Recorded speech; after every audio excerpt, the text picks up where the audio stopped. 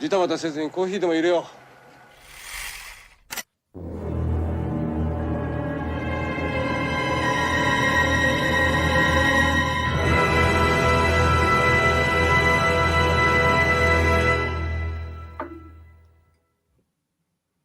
Good morning, everybody. Good morning. Good morning. Morning, I got a cookie in my mouth. Is that your breakfast? The breakfast of champion. Yeah, the sesame cookie. I dip them in my coffee. Oh, nice. No biscuit? What kind of Italian are you? I ran out. Oh, that's all right.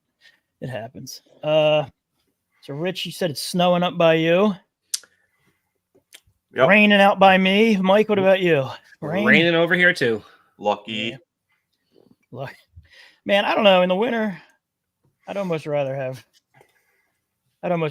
snow. It's not All the even snow that we got cold is over already here. gone. Yeah. So, anywho, let's see. We got a few people watching. Say hi in the chat if you're watching. And today we're gonna focus on one specific movie, and that, of course, is going to be Son of Godzilla.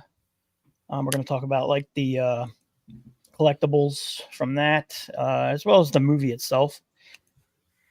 Good morning, Christine. I'm sure it's sunny where you are.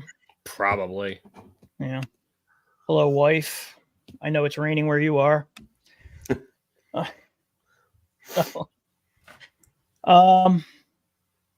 So, I mean, there's we could touch on a few other things, though, beforehand. First off, I want to congratulate James Hartman for bringing the Son of Hartman. Speaking of the Son of Godzilla, Son of Hartman arrived sometime yesterday. So congrats to him. Love that guy. Congratulations. Healthy. Yeah, Sir. very cute baby. Full head of hair on that kid. Baby heart manimal. Yeah. Dude, that kid has a lot of hair. I told James, I was like, dude, he has more hair than you. So good for him, man. Good for him. Big Ken. How you doing, buddy? Good to see you. Good to see you. His baby came out lifting 50-pound weights. Probably. Baby's gonna have protein in its bottle. Yeah, like this baby has a high amount of protein. Oh god. So good for him, man. That's awesome. Good stuff. I know he's excited. So that's good stuff there. Also, I guess we could talk about that, which is pretty cool. Yeah, that's a thing. Yeah, that's pretty neat. That's a thing I never thought I'd see in my life. Nope. Especially an Academy Award nomination for special effects. Of all things. Of all things, yeah. Are we gonna dig into that a little bit or no? Yeah. Oh, yeah. Dig away. The only thing I want to say is if you guys have been paying attention to like Facebook, social media, there's a lot of people crying about how come the movie wasn't nominated for Academy Award for Best International Film. People actually did their homework and got educated a little bit. They would have found out that Japan's nominated a movie called Perfect Days for Academy Award for Best International Film. And that movie came out earlier in 2023, and it was at the what are they called? Cannes Film Festival, which was highly received there. So it's not that Japan didn't want to submit -1, or it's not because Hollywood didn't, we didn't get snubbed, so to speak. So that's why that movie wasn't. Yes. Thank you for saying that. And what I also heard is for that category, the movie had to have been out by October 31st, and -1 was not. So no matter what, this wasn't going to happen. Yeah. So if you want to blame anybody, and there really is no blame because it's not. No. I mean, Toho couldn't do anything more than what they did.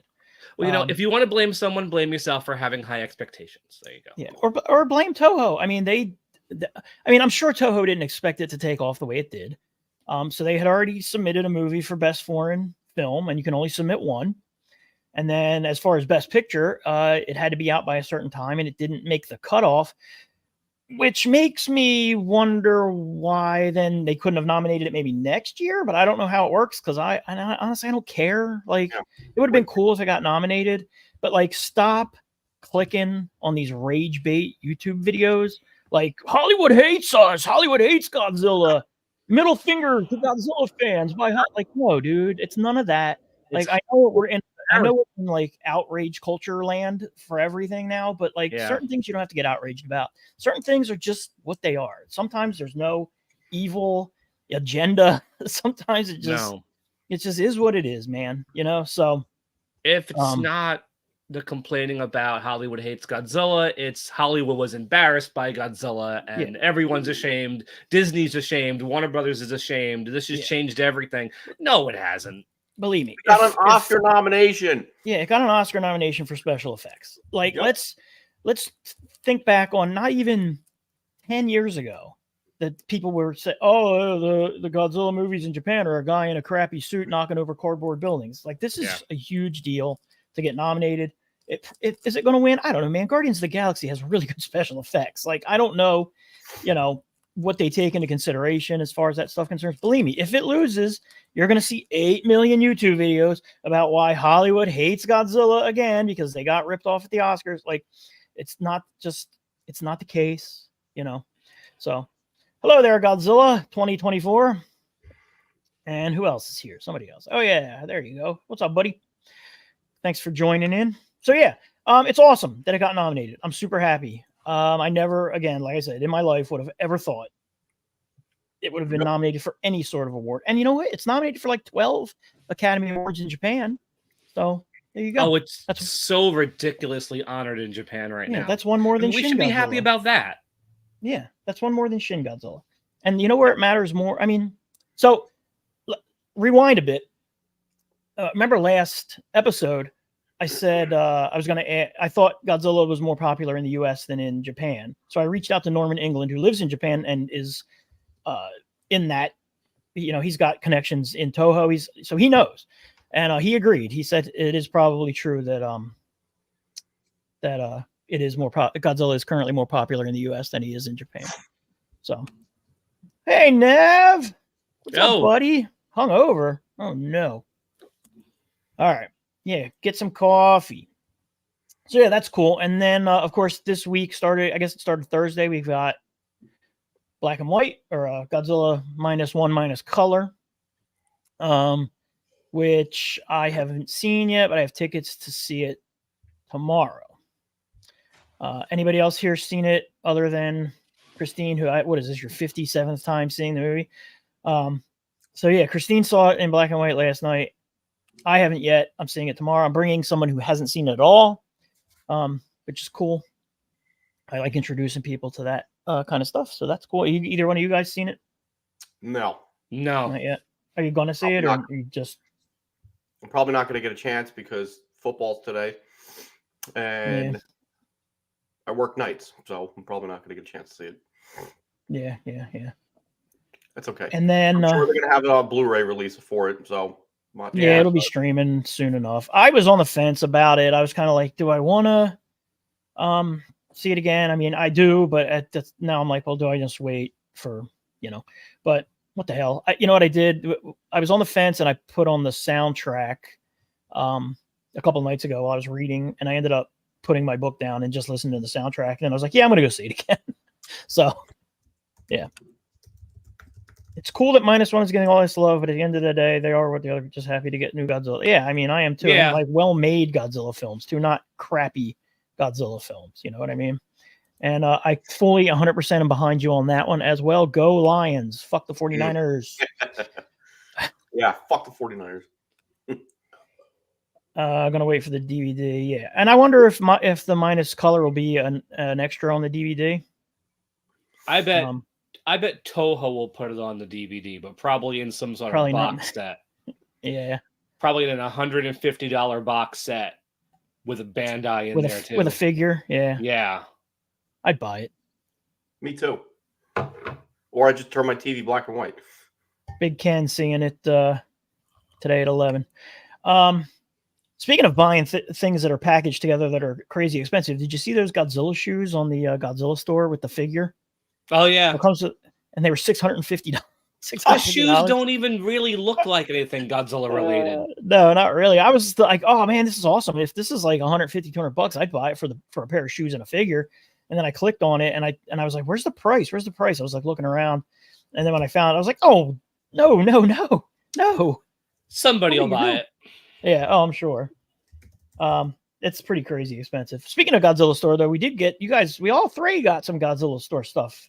Like a day apart, basically. Yeah, this weekend, and I have it here in my notes to talk about it, and they're totally in the other room.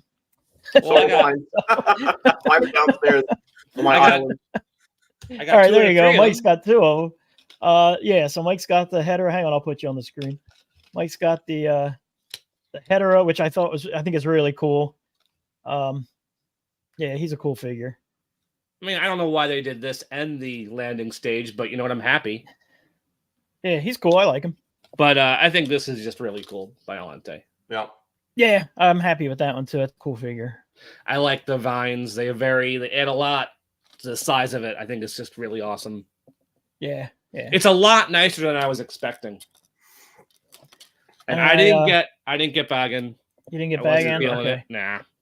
Yeah, I got Bagan. I think I'm actually, after we're done here, I'm going to shoot a review of Bagan and try to get it out like Monday or Tuesday for my channel. So he's cool. I mean, dude, it's such a 90s monster because there's just like so much unnecessary crap hanging off of him and coming out of him and horns and this and that and the other. And I mean, and he's kind of really, didn't they just sort of tweak him a bit and turn him into Destroyer anyway? I mean, that's what he looks like to me. So Destroyer, Space Godzilla, Bagan, they all have that.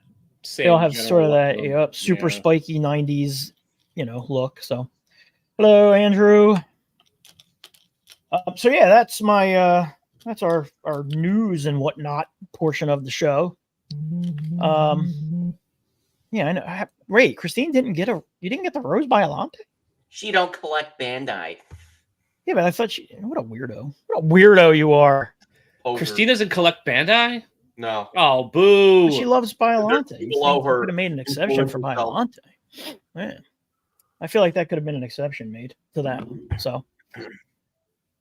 So, like I said at the beginning, we're going to talk a bit about Son of Godzilla. That's like the focus of this episode. We kind of want to do maybe one a month where we look at a movie. Yep. So if there's like a specific movie you think we should do next, leave it in the comments. I'm thinking maybe for the next one, we'll do like a Heisei movie. And then just kind of bounce around. I didn't want to do them in order. I feel like doing them in order makes it predictable. And, this way we can kind of pick and choose. It's kind of boring. Yeah. And Son of Godzilla, like I told you guys, was on my brain to do first because when I thought of doing this episode, it was snowing. And Son of Godzilla is like such a... every time it snows, it's one of those movies that I watch. I watch that one and I watch... Godzilla Raids Again, both because of the snowy, sections of it. So, Godzilla versus Hedorah, Godzilla 84. Yeah, those are very high on my list. Yeah, those are really high on my list. I think if I had chosen, we'd be doing Hedorah today. Yeah, I think we're gonna do Godzilla 98 next because that's what Rich wanted to do. That would be funny. We should do it eventually. Oh, we definitely got to do it. I mean, there's a lot of collectibles based on it. And believe me, I can. There's a lot of things I can say about that movie. Yep. But Hedorah would be versus great. Hedorah. Yep. 84 would be great. Definitely. So, you can shoot us messages or leave it in comments, or if you're in the Godzilla Collectors group or on either one of our Facebook pages, let us know what you'd like to see because there's a lot of good stuff. So, having said that, Son of Godzilla. Hell yeah. Which came out. Oh, that's not what I want, you silly goose. That's what I want. There's the Japanese poster for Son of Godzilla, released in 1967. A lot of this information I got from this book here. I am not 100% sure if it's in print anymore. It's been out for quite a while. It's very good. I mean, obviously, it's been out for a long time. The Millennium movies and stuff weren't even out when this book came out. So still one of my favorite resources for Godzilla stuff. I still go back to it when I'm looking up any kind of information. So if you can find it, it's still worth picking up. And I also obviously Wikizilla is a good resource too, obviously. But so yeah, released in 1967, Son of Godzilla. Which 1967 is an interesting year for kaiju movies because multiple kaiju movies came out that year. You had Gamera versus Gauss by Dai, however you say that. Dai. Nikatsu. Dai makes the very best. Yep. Nikatsu released Monster from a Prehistoric Planet, which is probably more well known as Gappa, the Triphibian monster. And if you go to certain restaurants, you can get fried Gappa. You can't. That's a Greg Cordero joke. Shochiku releases the X from Outer Space, which I believe is just the X from Outer Space here as well. Toho then released 2 movies. They released King Kong Escapes earlier in 67, and in December of 67, they released Son of Godzilla, which was the 8th entry in the Godzilla series. Directing this one is Jun Fukuda, this is his second Godzilla movie. Both of them so far take place on islands, which was a cost-cutting measure, obviously. Screenplay was written by Senkichi Shikazawa and Kazui Kiba. Senkichi Shikazawa wrote a ton of Godzilla stuff. Notably, this is the first Godzilla movie with special effects not directed by Eiji Tsuburaya, though he was credited as the special effects director. The actual directing duties were done by Sadamasa Arakawa, who was Tsuburaya's top protege at the time.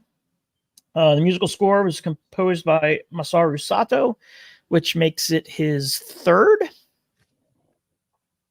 yes, right? his third, Godzilla yeah. Score. Yeah, he did Raids Again, he did Sea Monster, and he did this one. I don't have a lot on him. I didn't do a ton of research on him, but I do know he is a very well-respected composer in Japan. He scored a ton of Akira Kurosawa movies, which Akira Kurosawa generally was no slouch when it came to hiring actors and anybody to work on his movie. So, yeah. And, of course, this movie is like a freaking who's who of Toho stars, too. There's a ton of Toho stars in this. Yeah. It's got Tadao Takashima. It has Beverly Maeda, who this is her only kaiju movie and one of her only movies. Of course, Akihito. Wait, that's Akihito Hirata. No, that's Akira Kubo. That's Akira Kubo. Party foul by me. It also has Akihito Hirata. There you go. Sorry, Akira Kubo. It also has Kenji Sahara, which, man, it was hard to find a picture of him in this movie. And, of course, the great Yoshio Tsuchiya, who plays the controller of Planet X. And he also is Dr. Shindo. Otani in Destroy All Monsters. Yeah, he's great in everything. He's one of Kurosawa's big stock actors as well. He's in a ton of Kurosawa stuff. Film was released December 16th, 1967. It never received a U.S. theatrical release. The Walter Reed organization edited the English dubbed version, put it directly on television in 1969. They also did Sea Monster. The Gamera series in 1967 had started stealing like the kid audience from Toho. And I would think this probably is one of the reasons why this movie introduced his son. Although I would not say this is a kid's movie. I think it's a pretty well done sci-fi adventure movie. It definitely doesn't go anywhere near as deep into the kiddie stuff as the Gamera movies did. I mean, it has some silly moments in it, but nowhere near on that level of what like the Gamera movies were doing, and even what like some of the Godzilla movies got to a little bit here and there with some other things. But yeah. So yeah, that is that. Mike. Yes. What is this movie about? All right. This movie is about a group of researchers on Sojal Island conducting weather control experiments. And yeah, island sucks. It's hot. There are human-sized mantises roaming around. They're all alone there. Yusio Soshia's character Furukawa is ready to crack. Everyone hates it there. Akira Kubo shows up as a reporter looking for a scoop. They attempt a weather control experiment to lower the temperature. Some interference screws everything up. It has the reverse effect. A radioactive heat storm occurs. It mutates the mantises, makes everything a lot hotter, a lot more miserable. The mantises break open an egg they find, which is the source of the interference. Something was calling from that spot. They crack open the egg, and out comes a baby Godzilla. And minutes later, the adult Godzilla shows up, makes things even worse for everybody. Godzilla kills 2 of the mantises, doesn't really give much of a shit for the baby Godzilla at first. We meet an island girl named Psycho. She's been living there since her father, I think he was a refugee from the war, had been living there. He had passed away, so she's been living by herself. She meets up with Akira Kubo's character Goro. Minya grows up a little bit, and Psycho should be in the NFL because she's able to throw melons at Minya from hundreds of feet away. Things get worse on the islands. A lot of the research crew starts suffering from a jungle fever, and there's red water there that they need to find to make them feel better. But the red water is in the lair of Kumonga, a giant spider that's currently hibernating. They manage to get the red water. They watch Godzilla teach Minya how to blow fire. Before that, it can only do smoke rings. Godzilla has to step on his tail to make the fire, but Minya eventually learns to do that by himself. Kamakuris goes after Psycho. Minya tries to save her, but accidentally awakens Kumonga. Kumonga webs up the research team's hideout. They've been staying in Psycho's cave, and they decide, okay, everything is really getting bad. Why don't we do one more control experiment? Let's lower the temperature so we can get the hell out of here. Because they know they're about to be rescued somewhere. They want to get off the island. Kumonga kills a Kamakuris. Webs up Minya, gets ready to sting Minya. Godzilla shows up. The monsters start fighting. The weather control experiment is a success. Starts to snow. The humans are able to get off the island. Godzilla and Minya kill Kumonga, but Minya is not strong enough to flee the island with Godzilla in the snow. So Godzilla turns around, hugs Minya as they're covered with snow. And the implication is the 2 of them are going to hibernate, but they'll be fine. And then a submarine shows up out of the ocean, scares the hell out of everybody, but they're all rescued, and that's it. We get a nice happy ending, and honestly, one of the best endings, in my opinion, of any Showa-era Godzilla film, maybe any Godzilla film. It is a great ending. I love this movie, guys. So that's the plot synopsis. So why don't we talk about a little bit our thoughts about this movie and maybe how we first saw it, what our history of it is. Yeah, Brian? Man, I'm down for that. Did you do that all off the cuff? I have been watching this movie for like 35, 40 years. I know it in and out. When I listen to the soundtrack, I know what's happening on screen. Yep. Like, I can do this with all the Showa movies. I don't need notes for this. Yeah.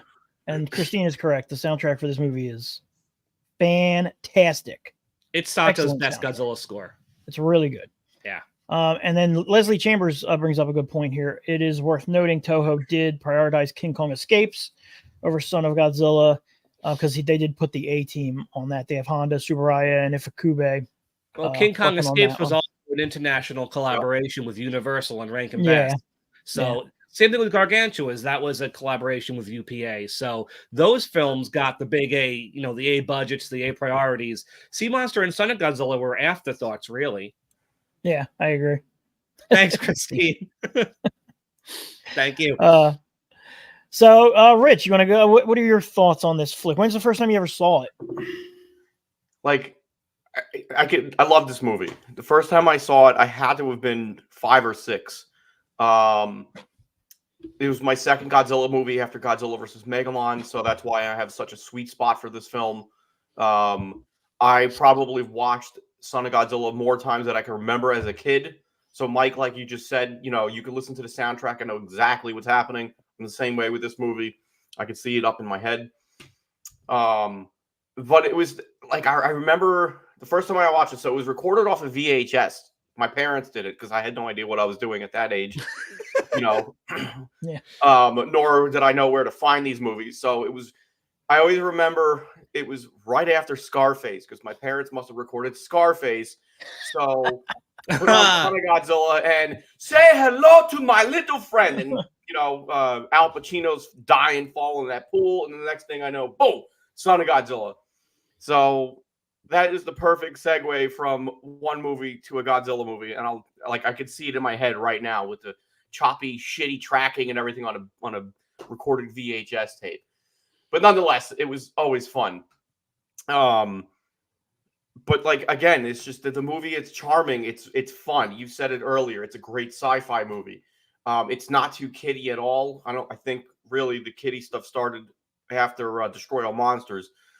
But lots of monster action, and in a relatable way, they're using kaiju that are easily represented in the real world: praying mantis, spiders. Yeah, it was those four, and of course Godzilla and Minya. I mean, this goof. I mean, God, he's such a goof. Look at him. He's like a puppet from Sesame Street. But it was just so charming. So I remember the scene with Kumonga. That actually kind of scared the shit out of me a little bit because it was like creepy and really filmed well. His appearance when he came out of the rocks and everything. It was like, damn, this is a big ass spider. And who likes spiders as a kid? No one. But yeah, so I was 5 years old. Big sweet spot for this movie. Yeah, that's pretty much the gist of it when I first saw it. So love it. Yeah, I am older than both of you, so I saw it during the Creature feature. It was a somewhat regular on the Creature feature in Philly when I grew up. And then obviously it was for at least 1 year, it was part of the WOR Thanksgiving marathon that they would do. So I saw it there. I don't think it was on TV a ton, so I didn't see it until I got the VHS for Christmas 1 year when I was probably in like maybe 6th or 7th grade. But yeah, it's one of my favorite Showa movies. I can see, it's funny. I think there's certain people that don't like the idea of Minya or whatever, but I mean, like, I just think the movie all in all is really good. The special effects, I think, are really solid, especially when you consider the amount of wire works and marionette work they had to do for all of those different. I mean, just for Kumonga alone and the mantises. The mantises look great. They're way better. Kumonga and the mantises are way better than any giant bug from any of the American B movie, big giant bug movies from that same era.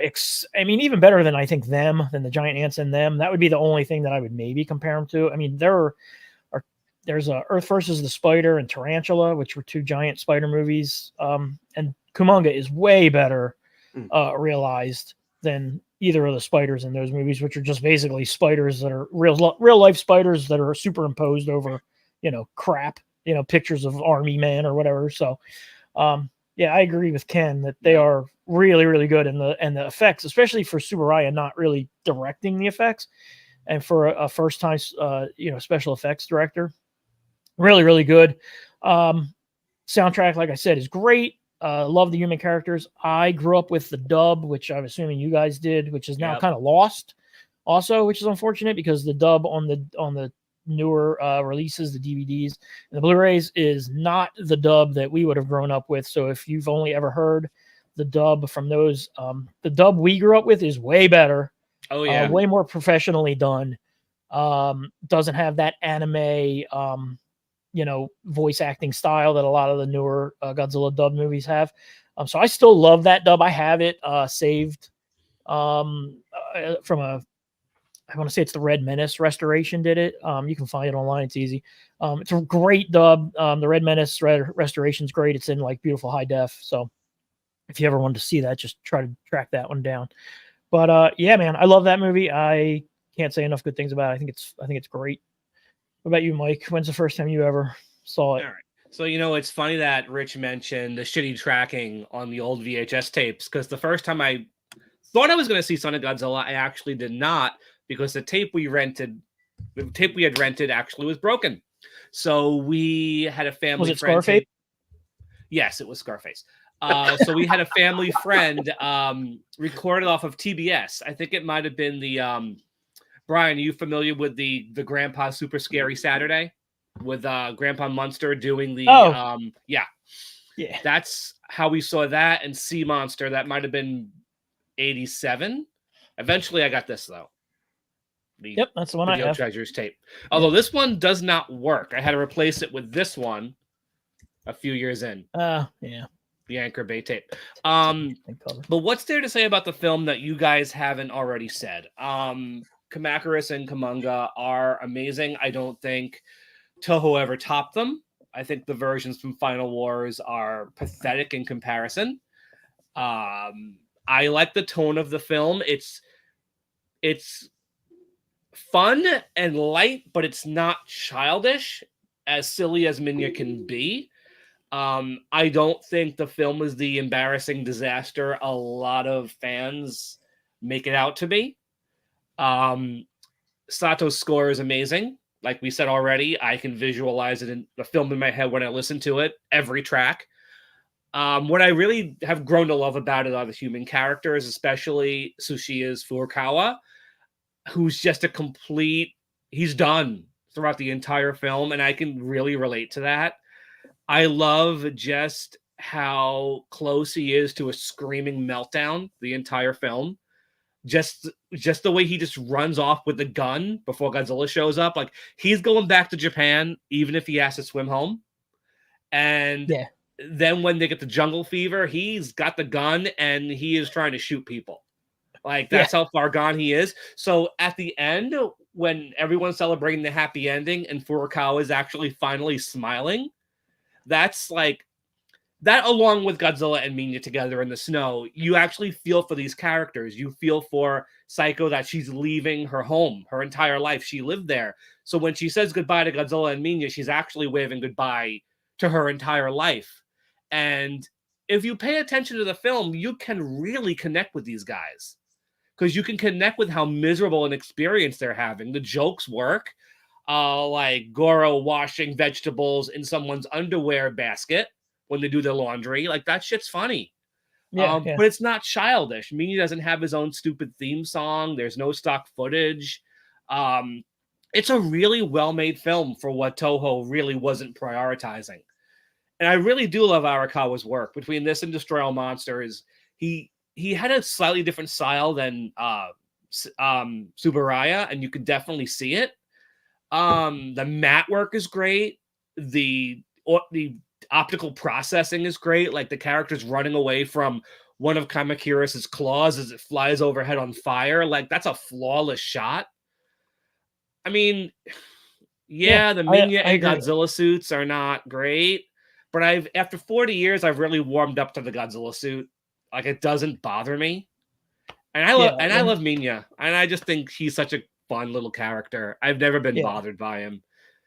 But so a lot of people I think agree with Primax here that the suit is the problem with the movie. Like, I don't love the suit, and I don't understand I understand what they were trying to do, which is make the Godzilla look like Minya. I don't understand why they didn't just make Minya look like Godzilla. It's just kind of weird to me that was the route they went. I think in certain shots, the suit does look cool. I think from the front, like head-on shot, it looks derpy as hell. Yeah. But I think from certain side shots, it does look kind of cool. He's a little baggy though and stuff, but I mean, all in all, that is probably one of the weaker points of the movie, but Christine agrees about the dub, that it's not the same tone, which is 100% right. Those Toho export dubs are pretty terrible. They're bad, Son of Godzilla ain't bad. Also, Minya, and I agree with this. Minya is overhated, and I think part of it's like that segment of fans that want the Godzilla movies to be serious, and you can't look at Minya and be like, well, this is a serious thing. And I think part of it also stems from people just really hating on Godzilla's Revenge. Even that's overhated, in my opinion. Which is overhated too, because I like Godzilla's Revenge, and we'll get to that on this at some point. I think, not today, but when we get to that movie, I think it's a fine movie. I kind of like it. And then this is cool too. I remember when this all came out about the you can see some of the tops of the sets in the Blu-ray thing, which I do think that's kind of cool when you see like the behind the scenes stuff by accident, even though it's So doesn't bother me at all. I don't mind seeing strings and stuff like that. Yeah. What's up, Rich? I want to go back to the suit. Okay. I always defend the suit. Godzilla's a mutation, so he's mutating. He's in the middle of a metamorphosis. Transitioning from ugly, scary to more friendly and destroy all monsters. But I always felt like he looked fatherly, like in Son of Godzilla, just from his appearance. He's dad bod Godzilla. Yeah, dad bod, but like maybe he just had too much radiation for dinner or something. But like even in his facial looks, which is depending on the angle and the perspective, it looks like he's like, this son of a bitch kid.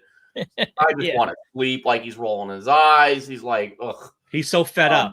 Yeah, he's like I don't want to be bothered. Like I just destroyed Tokyo, kicked the 3-headed dragon's ass. Like I want to sleep. He wants to sleep. He just wants to sleep in this movie. So, but I love the suit. I've always been a fan of the suit. He looks big. It looks like a really tall suit compared to other ones. Nakajima wasn't in it. Yep. Yeah, and that's why, because but yeah, I will say I about the suit. Yeah, I like it too, and I will say about the suit, his appearance when he comes out of the ocean is one of his best ones in the Showa series. I love that first appearance when he's running toward the when that guy's just like I don't know, he thinks he's gonna swim back to Japan. Yeah. after he goes crazy with the gun. But that's a great scene. So Brian, what I love about it, at that point, you're really feeling how can things get much worse for these people.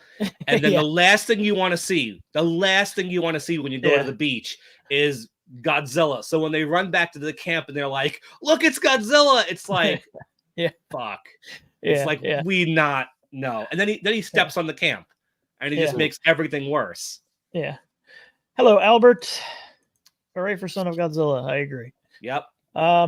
So yeah, man, that is basically our synopsis of Son of Godzilla. But it wouldn't be a collectibles show if we didn't talk about collectibles. And there is a lot of collectibles based around this flick, and we're only doing stuff from this movie. So we're not going to do like the Final Wars version of Minya or anything like that. This is literally just stuff.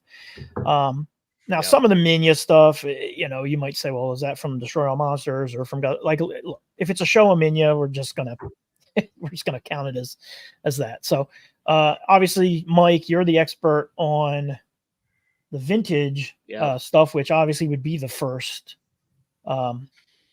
collectible stuff based on the movie. So I will let you discuss some of that. Do you have a picture of the green Marasan Minya? There we go. Okay, so this was the very first Minya collectible, 67 from Marasan. So the film would have been playing in theaters at the time. So this is the oldest you're going to get. So yeah, Marasan, the Marasan toys were very simplistic. They were for very little kids. They were very cheap. I guess the Bandai of their day, but much more simplistic. And it's made for little kids, and I think it's cute. It's, ugly cute, but cute. I have this. I think it's cool. What I don't have, they put out a super rare red variant of this that is so rare, most hardcore collectors have actually never seen one in person. I've been lucky enough to see one in person, but it's one of the rarest Godzilla vinyl figures out there. So yeah, we got the Marasan Minya. And then a few years later, here's mine. There he is. And a few years later, Bullmark got the license, and they started putting out Godzilla figures. So there's the Bullmark Minya, initially put out by a company, I think it was called Shimano Toys. For a very brief period, I think in '69, they did Minya and Gabara, but both of those figures were later put out again with Bullmark insignias on their feet. I know Gabara definitely was. So they did this Minya in 1969, 1970, not 100% on that. But this one was, while the green Minya was smaller and like was in scale to all the other figures, this one was a full 8 inches tall. So this is a lot of Minya. People have compared this toy to Gary Coleman. I get it. I get it. It's one of those toys you're gonna get if you're a completist with these Bullmark and Morrison toys. I totally get it. I have it. I like it for what it is. But those were, and I know there was, I think, a wind-up Minya that popped out of an egg made by either Bullmark or Morrison in the 60s. That's super, super rare. I've never even seen one. But then it was not until the early 90s that we got any more Minya figures. And that would be when Bandai came along. Rich, you want to take this one? Yep. So the Bandai. Sorry, I got some work stuff bouncing back and forth on my end. My bad. Like, listen, I'm talking about Godzilla. Important things are happening in my life. I know. Like, the planes will have to wait. Snow and an airport don't mix well. Okay. Yeah, I bet. I can imagine. And all right, so Bandai 8-inch Minya. This what year did this come out? 91, 93? 91. 91. Wow, I'm all off. You should have did this one. Sorry. Mine's actually in my Bandai room. But it's at a scale. Well, no, it's in scale technically with the 8-inch line. It is. You know, so he stands about 6 inches tall, but he's really in the 8-inch scale. Never reissued, right? No, there's a bootleg that's fairly popular. A lot of people have. I've seen the bootleg. But I've been on a Bandai binge lately. I've got a lot of comments or whatnot asking about Bandai figures, and then somebody last night was asking about, because you mentioned bootleg, about the 2003 8-inch Godzilla. As we know, there's plenty of bootlegs out there of that. And the best way to know what you're getting is if it has a tag. If it doesn't have a tag, make sure you're looking at your pictures really well before you make the purchase. Try to look for that pinhole where the plastic tag was shot into the figure. That's another indication. That would be hard, but I've done that because I'm insane. But I only buy the tag stuff because I'm insane. Hey, Brian, bring the camera. Yeah, there we go. And the light in this room sucks. This would be the tag. For Minya has a classic Destroy All Monsters photo. Minya's name on the back. You can see that. And the pinhole would be right behind the head. Yep. Boom. Look at that. That's good pinhole knowledge by you. Yep.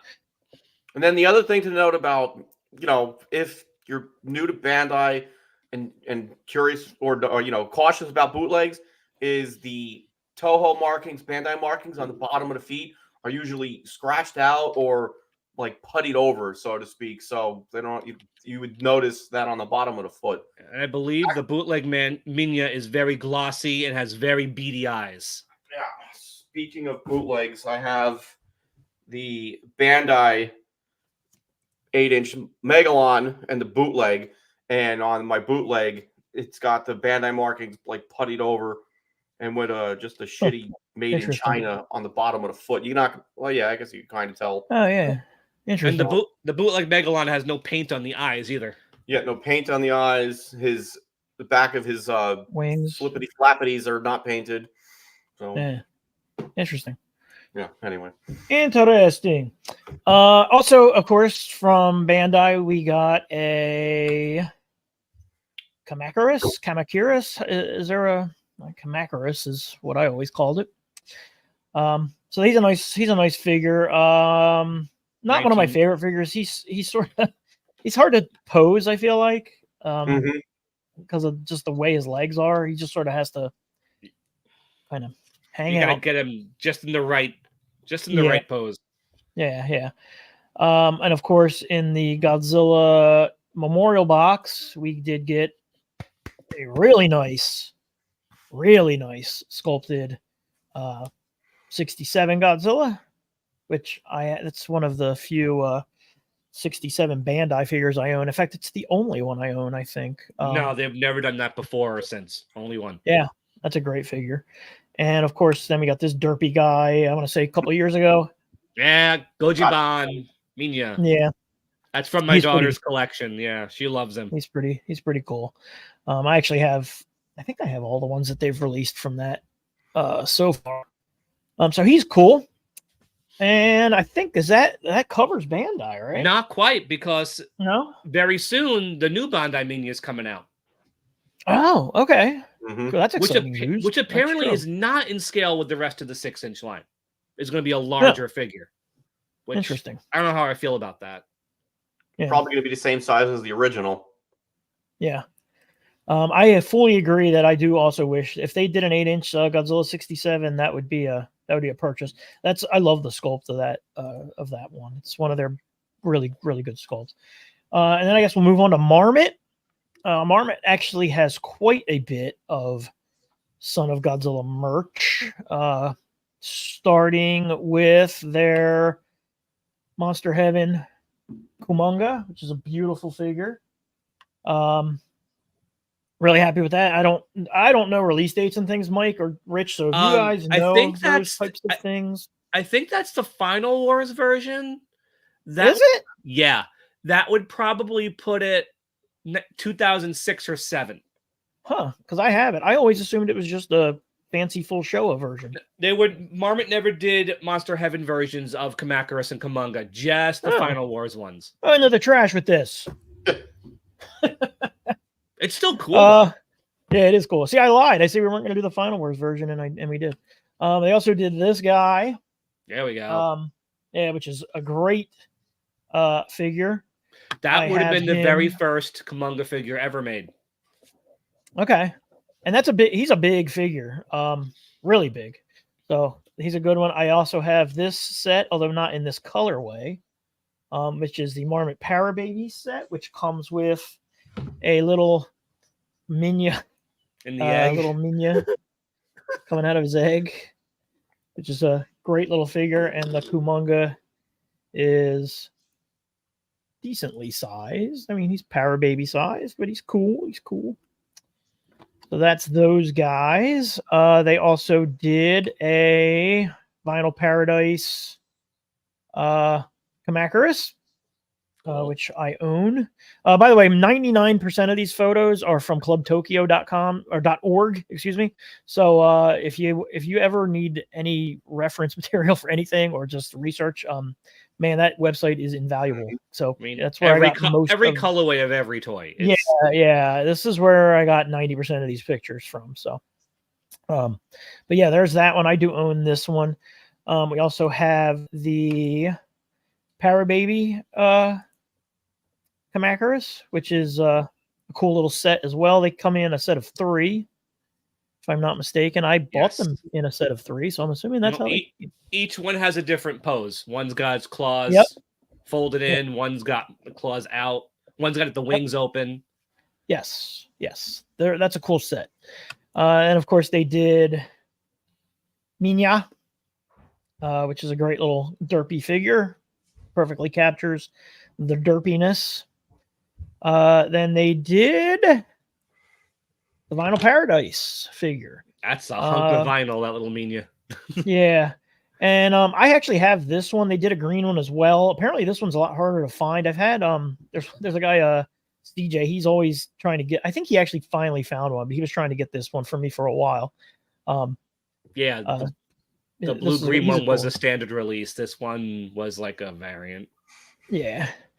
Then of course you got the Parababy Minya set, which comes with the base, which is pretty awesome. It's got the tower, and that's a fun little set as well. I love the Parababy sets are great. That Minya sculpt is great. Yeah. And what else did they do? They did a Godzilla 1967, which this is a beautiful figure. One of my favorite Marmot sculpts. It's so nice. Great figure. Love that figure. And I think this is the final one here. And this is also one of my favorite sets. This is a Parababy set. And it's the Godzilla 67 with the just hatched Minya figure, which great set. You could put together the entire film with the Parababy sets. Yes, that's how they are on my shelf. They're all together in one group. Such a great output of figures from Marmot for those. That's why they're so good. And so that's Marmot. X Plus. Rich, I'll let you take over X Plus. All right. I think I got everything, but I'm not 100% sure. But what I didn't get, I'm sure you have behind you. So yeah, so X Plus, they're all on my shelf with the exception of these figures right here. But X Plus did a 25 centimeter trio of the Kamacuras. They did there's that one. And if you got the box set, basically all three of them are identical. They come on a little that stand there that's supposed to look island-like. The Kumonga. Those are really neat. Those are nice sculpts. Such a cool really figure. Nice. Really neat, beautiful sculpt. I love the sculpt. Yeah. Stupid fragile. Ken, I believe I sold you one of mine, and I've never been more sketched out about shipping something than I was shipping that. I think I double boxed it with peanut. I put it in a box, stuffed it with peanuts, put that box in another box, and then stuffed it around that. Because I was pretty nervous about shipping that because those antennas look. The antennas, the arms, and I've seen people's figures break, because of the ball joints that they sit on. And I had ditched the box a while ago.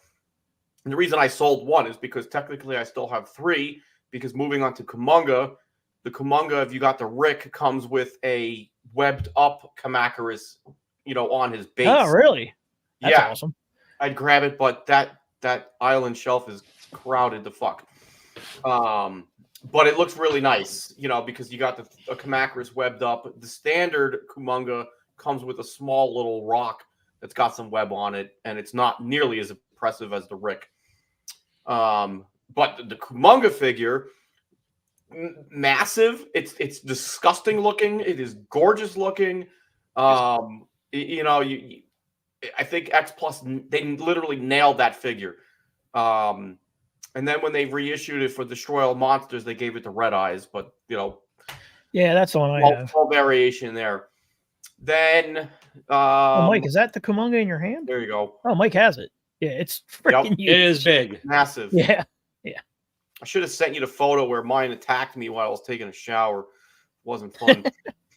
But then for the 25 centimeter, yep, there you go, perfect. They did the 25 centimeter 67 and Minya. I got it. Mine's probably. I don't even know where my 25 Minya is. Somewhere out back there.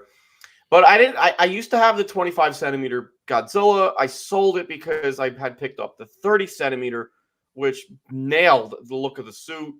The 25 centimeter looks like somebody just smushed his face in.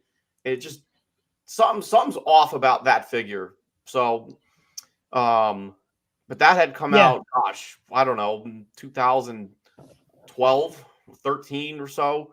So that was pretty old one. But the 30 centimeter nails it. And Minya, I think, that. Yeah, those were the Rick extras for the 30 centimeter. This had previously come out, I want to say, with another X Plus release, but they reissued this little booger with the 30 centimeter one here, along with the full-size Minya again. So that made getting the Rick that much better. And what's cute about this one is he's squishy, so you can squeeze a little bastard. Oh, yeah. But the 30 centimeters, money. I love the 30 centimeter. Nailed it. What else? I think that was it from X Plus. Cool.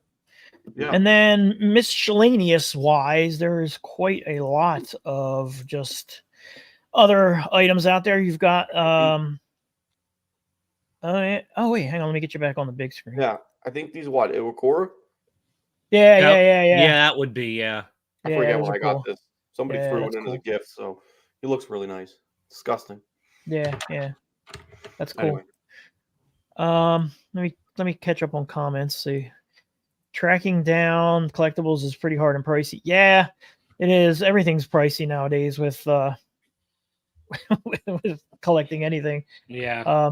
There's a lot of stuff for this movie. So let's look at the some of like the other, the not big three. Surprisingly, there's not a lot of M1 for this movie. The M1 Minya would have been the Bullmark reissue, right? That, yeah, it's just the Bullmark. They never did an original sculpt of it. They just went with that hideous freak version.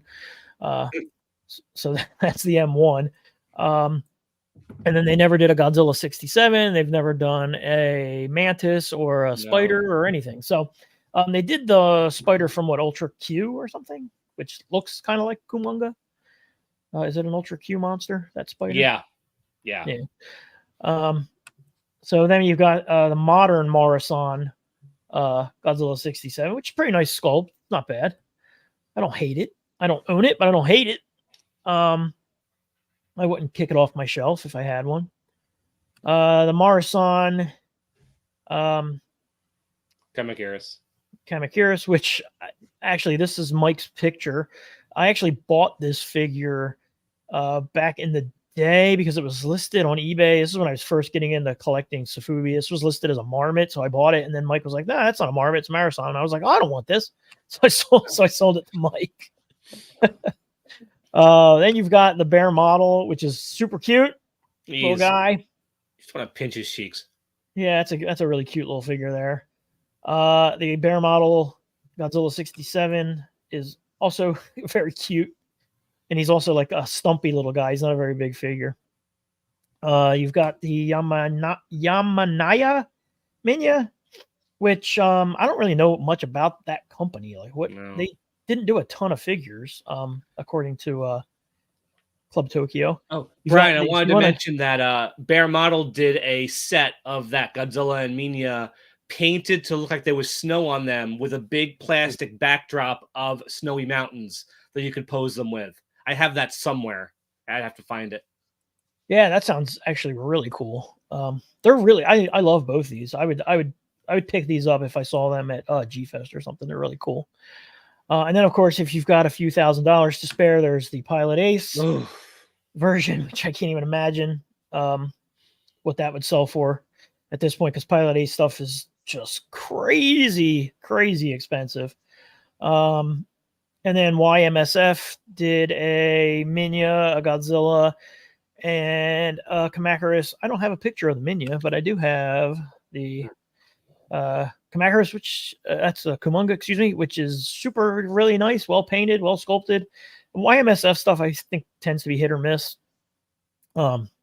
Speaking of misses, here's their Godzilla. Oh, friggin' terrible. Yeah, it's really bad.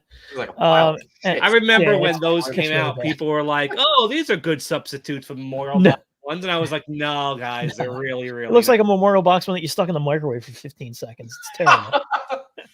God, it's really bad. If that figure made a sound, it would be like, yeah. YMSF's done some cool figures, but their Godzillas are always pretty big. They're hit or miss. For the most part. Yeah. I mean, look. I mean, that's really nice, and then that's really not. And then their hamburger meat. Yeah, and then their Kamakiris is nice too. She's not bad. I actually copies the Bandai though, really hardcore with that paint.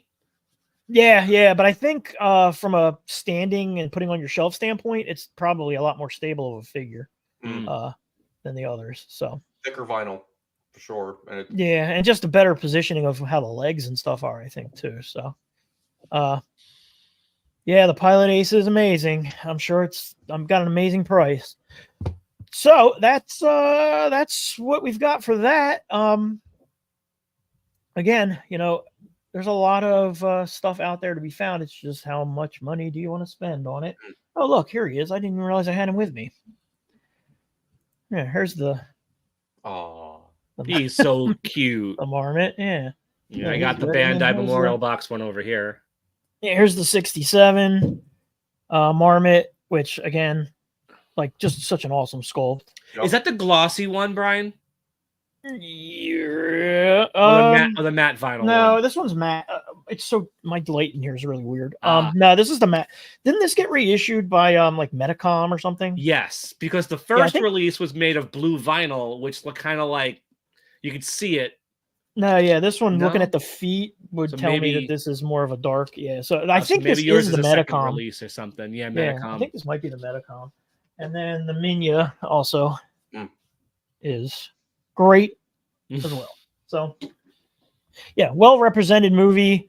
Sort of an underrated movie, I think, by some sections of the fandom, but it's a great flick. I love it. I think we're all in agreement that it is an awesome flick. So let's see. Is there any comments? YMSF Minya is actually amazing. The best eyes I've ever seen. I think I used to have that YMSF Minya. Did they do a couple of different versions of him? Did they do like a just hatched one? I feel like there might have been. I think they did. Yeah, I feel like I had the just hatched one, but I'm not 100% sure. Their original Mino was one of their very first ones, and I think they meant Yeah. it to be a Destroy All Monsters version or something. I know I've got that somewhere. Yeah. Fantastic. Thanks, man. Yeah, marmots, man. I love me some marmots. My original like idea for my channel was to review like crap from my collection, but I've gotten so much like stuff in the last month and a half that I haven't reviewed a single actual like Safubi figure. So what's this one? I missed the Marathon 67 with the I mean, you know, with a lot of these figures, you're gonna have to probably find them on the second. Yeah, there you go. Forgot about the Duffel Reel. This is when you know you got too much shit, when you start forgetting stuff. Nah, that's a great figure, man. Yeah, that's awesome. Perfect. Yeah, I love that. That's so cool. So cool. So cool. Yeah, so thanks again, everybody, for tuning in. I think we'll be back in a couple weeks. I don't know. We've got some ideas. I think we wanted to do like a history of Bandai.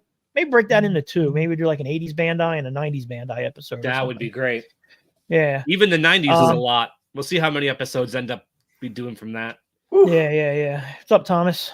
Yeah, I can definitely chit chat about Bandai. Yeah. We all can. 80s alone would take up an episode, but 90s, oof, man. Yep.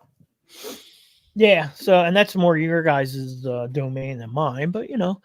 And then again, we're gonna do some more movie centric ones if this is a popular way to do it. You know, let us know what you thought, and then like I said, let us know like some movies you'd like us to do. I think just to keep it interesting, maybe we'll do a Heisei one next, and then just kind of bounce around. Maybe we'll put a poll up if you're in GCG, which just broke 6,000 members. I want to say last week or something like that. So, you know, maybe we'll put a poll up in there and kind of and let you guys pick. That might be cool. So that'd be good. Rich, hello. What do you got going on coming up in the next week or two? I know you got 8 million figures in the mail. Yeah, so I've actually, for those that have tuned in and saw my wonderful 2023 collection haul, I don't know, I say that very sarcastically because it's obnoxious. It's not smart. It's irresponsible. Literally, like it is just insane, you know. But I've pretty much, I'm finished with that big splurge. I do have one more box on the way, but it's only like 4 figures in it, so that's nice. But I've been slowly moving the figures off the kitchen island, dubbed Monster Island, up to the Bandai room, and surprisingly enough, I'm finding spots for almost all of it thus far. But I'm going to start knocking reviews out for the newer stuff, like the Coin Parking Delivery, Godzilla 91s, and a lot of the newer Bandais. What else do I got on the way? I think that was it for right now. So one more box with 4 Bandais in them, and then you're going to want the break because I think Bandai is going to go crazy this year. I know, God. I mean, I've bought more Bandai in the last like 3 months than I bought in like 3 years. Yeah. This year was, I bought a lot this year too. Yeah. So, when is this show going weekly? Man. So it's funny because Rich you put out a good amount of content. I got to get back to putting out good, good amount. I put out, we do this, I do a podcast and I do like my reviews. I try to do a review like every 2 weeks. There's a guy, this guy I follow, his name's Bobby Skullface. He does toy reviews and Transformers reviews. And this cat puts out more content than anybody I've ever seen in my life. Like, I don't know how he does it. He puts out a 2+ hour podcast every week. He has a Patreon. He puts out a review on Patreon every day. That's probably how he's able to do it. He makes his money off Patreon. No, I mean, he has a job. He's got a full-time job. And I'm just like, dude, I don't know how, like, I was telling my wife, I'm like, man, like this episode specifically, like there's a decent amount of work that goes into this. Yep. So to answer your question, when is this show going weekly? Probably after I retire. So sometime in the next 20 years. No, I mean, I think every other week for this is fine. I mean, it gives us something to look forward to. And there is like a little bit of prep work that needs to be done. Like, oh, how terrible. We have to talk about toys. Yeah, I've been kicking around the idea of bringing, again, Fresh Vinyl Live back. Yeah, I saw. So should I do that? That would be a weekend night gig, I love Fresh Vinyl Live. Yeah. I think Fresh Vinyl Live's got that fun, like it's a Friday night, Saturday night, we're all just having a couple of beverages and hanging out feel to it, which is also super fun. Yeah, so I got to brainstorm and we'll see about that. But then we could do, I know Sam wants to do Fresh Vinyl Live again. So we could do that like every other week in between Kaiju and Coffee or something or whatever. But yeah, I feel like in the summer this might be something too. We could switch it to maybe an evening once in a while also and do like Kaiju and cocktails. Depending on what it is. My idea for this was just because Sunday mornings, especially in the winter, there's just nothing going on.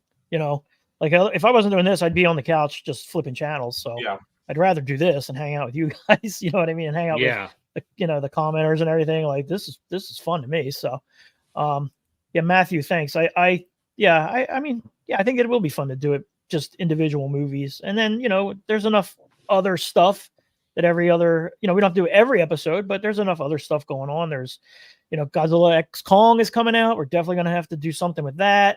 There's all kinds of good stuff. Thomas, thank you. Congrats on the 6K. Yeah, thanks, man.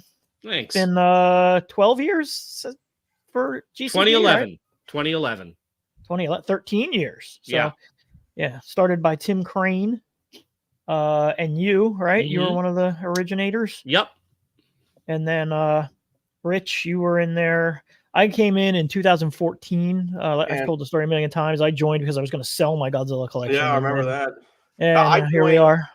I joined, I think there was like 30 or 40 people in the group. So I joined only it was right after the group was created. It wasn't even 2 weeks old. And I found it. And I'm like, home. Like, this is great. And I already knew most of you guys, just from, as we mentioned before, on Monster Hero and whatnot. So it was. Yeah, we all knew each other there. Yep. We didn't know each other, but we knew each other. Yeah. I was really stubborn about joining any Godzilla Facebook groups. I was super diehard on like sticking with the old forums of like the Monster Zero forums and stuff. I was like, I don't want to join a Facebook group. I like to lay. And I honestly, like to this day, I do think the forum layout is more. It's better suited for like having conversations than you can than keep the way a conversation Facebook going for years. You can keep conversations going, and whereas Facebook, it gets buried within an hour and a half or 2 hours, unless it's something huge like a film discussion. But the problem again with Facebook is you get 30 different people posting about the movie in their own post instead of having a film discussion in one thing like you would get on a board. So because the board would have a talkback thread just for the film, and that might be live for a whole decade. Exactly. Finally I made it. Godzilla cartoon sci-fi horror fan 2K. Well, welcome. Albert, Bobby Skullface is pretty fun. Yeah, he's a good dude. Actually, Bobby Skullface, I'm going to be on his podcast. I was originally going to be on it a couple weeks ago, and then weather and schedules and everything got screwed up, but he wants to do a Godzilla centric episode of his podcast. So I'm going to be on that. I'm going to drive out to him and be on. It'll be fun. I'm looking forward to it. Thomas Lee might start picking up more Bandai. Oh no, now's the time, man. Because the Bandai is, especially if you're buying it, buy it like when it comes out. Cause like that Bagan, what was that? $30 on the Godzilla store? And now it's already ridiculous. You know what I mean? Ridiculous. So that fucking post the other day when that I know we talked about it in a private chat, but another thing that irks me when people start throwing out the scalper word, again, without being educated at all about what it costs to get figures from Japan to the dealer's door to the seller's door. Yeah. So somebody posted up, it was like $60, $70 shipped from eBay. That's a fair price. Sorry. That's probably about right if you calculate shipping and everything. If you couldn't get it on the Godzilla store, you're stuck paying more. That's simple. Yeah, you're going to have to pay a late tax. I mean, that's how it is with everything, though. Like when I started collecting Transformers during COVID, because I needed to do something else, 90% of the stuff I was buying had been released years prior with the third-party Transformers, and like I just had to suck it up. If I wanted it, I had to pay the late tax. Pay to play. And so to me, a scalper to me is somebody who goes to Walmart and buys every one of those Godzilla remote control Godzillas that everybody's going crazy about right now. Like fills their card up with those things and then immediately puts them on Facebook for 3 times the amount. That's a scalper, and that's somebody who's artificially creating an inflated price because they're the ones who went out and bought all the stuff. You can't do that with these toys, the Japanese stuff. Yeah, if you're buying something from Japan, you have to take into account that the shipping cost might be as much as the cost of the figure. Yeah. So the lowest you're gonna like Sean's prices on Showcase. Like, I'm sorry, you're not gonna beat his prices, other than buying it yourself from Japan in a store. And I love what he's doing. That he's putting up the upcoming Bandais and allowing you to cancel your pre-orders if they show up on the Godzilla store. Yeah, that's which awesome. I think is so nice of him. Like, yeah, you go pay $60 through him for the Flying Hedra, but if it shows up on the store for $30, you can cancel the pre-order. He's cool with that. Yeah, dude, Sean's a good dude. So people wonder why everyone buys from him. Yeah, I 100% support Sean. He's a solid guy. Yeah, really awesome vibes here. Thanks, Albert. Thank you. It's a great show. The unique time slot. Thanks for me. Yeah, thank you. Yes, I also missed the Monster Zero form. We always lament the end of the Monster Zero form. I wouldn't have been as bothered awesome by them stopping being able to post if they hadn't just removed the whole thing. I would love to be able to I wish go it was back and archived. read the old conversations because there was some real, like the whatever happened to thread about people who've disappeared from the hobby. That went on. That was great. The film talkbacks, my toy reviews I was doing there. I wish it was all still there, but they just bombed it completely. You can't even go back to it. We should talk to Richard Cox about coming on and maybe we can do a Monster Zero episode, just like how what it was like to run it. I mean, I know they had like a DDoS attack on it at one point that shut it down for, I want to say like a month. And it was just like, man, it was like going through withdrawals. Like I was on that page every day, multiple times a day, talking to people. And when it went down for a month, it was like, fuck. So, and just the legendary Fallout threads from like when Final Wars came out. Like, oh God. Yeah. Bandai's making it hard to thin out the collection. Yeah. I'm probably going to be buying a new shelf here at some point because I mean, it's just, let's see. Sean's prices. Yep. Showcase. Yeah. So, all right, Rich. So you're thinking that, I'm sure, Rich, you'll have some stuff out. I think today I'm going to do a review of Bagan for my channel, which will be out sometime, hopefully at the beginning of the week. It's so funny how reviews work. My review of that Super 7 Destroyer is like hitting 2,000 views, and my Maquette Godzilla is at like 203 views. I'm like, I think there's a bigger audience. This thing. There's a bigger audience for the Super 7 stuff, I guess. Yeah, I was like, I guess nobody gives a shit about this figure. All the kids and their articulated toys, they love that stuff. Yeah. So I feel like Bagan's a popular one. That should get some eyes. Yeah, sometimes you have to play to the demographic of YouTube. Yeah. Well, my idea behind starting a channel, and I'm glad I did it because I almost never really, I was at the point where I was barely spending time with my collection.